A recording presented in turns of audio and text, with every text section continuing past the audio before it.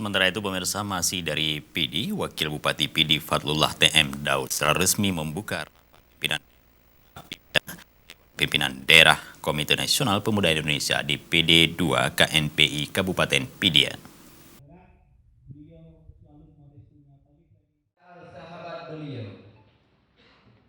Wakil Bupati PD Fadlullah TM Daud berharap KMPI sebagai organisasi kepemudaan dapat bersinergi dengan pemerintah daerah dalam menyukseskan pelaksanaan berbagai program pembangunan di wilayah Kabupaten PD.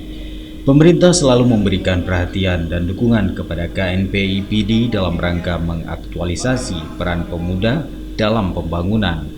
Dirinya berharap Rapimda ini menandai solidnya semangat para pemuda di Kabupaten Pidi, bukan hanya dalam wadah KNPI, tetapi juga organisasi pemuda lainnya dalam membangun bangsa dan negara.